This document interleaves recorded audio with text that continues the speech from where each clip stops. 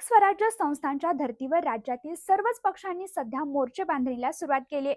परंतु महायुती आणि महाविकास आघाडीत फूट पडणार असल्याचे संकेत सध्या दिसत आहेत.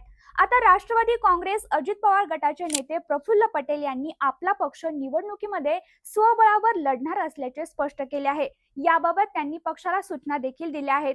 तर मुख्यमंत्री देवेंद्र फडणवीस यांनी काही दिवसांपूर्वी म्हटलंय की मुंबई महापालिकेत महायुती एकत्र असेल, पण ठाण्यात मात्र एकत्र दिसण्याची शक्यता नाही.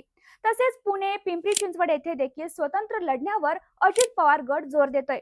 तर छत्रपती संभाजीनगर, नाशिक मध्येही महायुती एकत्र लढण्याची शक्यता फार कमी आहे. विदर्भ, मराठवाड्यात भाजपला स्वबळाचं वेध आहे. आता महाविकास आघाडीबद्दल बोलायचं झाल्यास काँग्रेस पक्ष देखील स्वबळावर लढणार असल्याचं स्पष्ट संकेत काँग्रेसचे प्रदेशाध्यक्ष हर्षवर्धन सपकाळ यांनी दिले आहेत. तसेच शिवसेना, ठाकरे गट आणि महाराष्ट्र नवनिर्माण सेना यांची युती असल्यानं उद्धव ठाकरे महाविकास आघाडीतून बाहेर पडणार अशी चर्चा सध्या सुरू आहे. परंतु असं असलं तरी गरज असेल तिथं एकत्र निवडणूक लढवतील हे नाकारता येणार नाही.